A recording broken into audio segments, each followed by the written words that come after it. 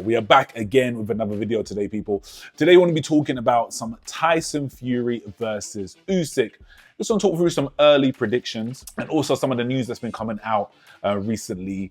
We've been seeing loads of pictures of Fury looking slim and trim and lean.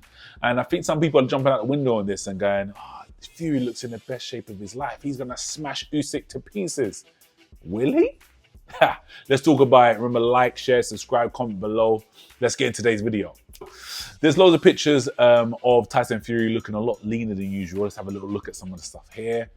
And, you know, there's people, I think a lot of kind of Fury fans who are like, you know, this means he's going to smash Usyk to pieces and it's going to be it's not going to be easy for Usyk. So, sorry, it's going to be easy for Fury. I don't believe so. I think it's going to be a very interesting fight. I think some people are still underestimating Alexander Usyk and what he has done and what he can do and his skill level. Even with Tyson Fury at his best, his absolute best, it will still be a difficult fight. Tyson Fury is not at his best right now. Arguably, his best was when he fought, or physical best, maybe when he fought Klitschko. His best performance is the Wilder 2 performance. But he's not that fighter anymore, I don't believe anyway. You know, it's something that remains to be seen. I think it's going to be a very back and forth fight. I have Usyk to win that fight. Yes, I said it. With everyone talking about his transformation, I think we need to kind of explore that a little bit more. Now, obviously the fight's been delayed and delayed and delayed. And when he fought in Ghana in December, he looked quite terrible and looked like he hasn't really been in training properly. Like, he might have trained for the fight in terms of sparring, whatever, but in terms of his physical training, he was definitely neglecting that, keeping his weight under control. Where it gets interesting is, you know, a fight gets delayed to February, and then all of a sudden, you know, we know what happened. Tyson Fury gets cut in sparring. I have my own little theories about that, which maybe we'll get into today. And then it gets delayed till May, and then, what is it, 2-3 weeks later, we see all these pictures coming out of Tyson Fury looking svelte. I don't buy it. And not even that I don't buy it. I feel like if he is actually dropped that much weight, it might actually be to his detriment. It might affect his ability to take punches. We saw what happened when Andy Ruiz dropped loads of weight for his match. I believe it was against Chris Arreola. And actually, again, because he got dropped in that fight by Chris Arreola. And even with Luis Ortiz as well, like when Andy Ruiz went and fought them, he dropped a bunch of weight, and there was so much made of, oh my gosh, he's slimmer and fitter now, he's going to be unstoppable. Yeah, he hasn't fought. He's fought 3 times in 5 years, and he was dropped. So maybe it might affect Tyson Fury's ability to take punches. Not just dropping weight, but he's dropped it in such a quick amount of time, and he yo-yoed so much with his dieting, and that will affect his performance. He's not a spring chicken anymore. I believe he's 35 years old, and I'm 35, and trust me, things change. And it's not like he's lived the life of an athlete. Now, also, another side of it is that people are jumping out the window with Tyson Fury on the pads, and he's looking like he's going to hurt Usyk. There's so much bias in the boxing media towards different fighters for different reasons, but in this one, towards Fury, just like Fury shows devastating thing, Usyk's fans are worried. Who told you that? You're lying. You're absolutely just lying. And yeah, clickbait titles, whatever. He doesn't look that much different from other ways I've seen him in the past on the pads. He doesn't look especially terrified, like, oh my gosh, this is a whole new Tyson Fury.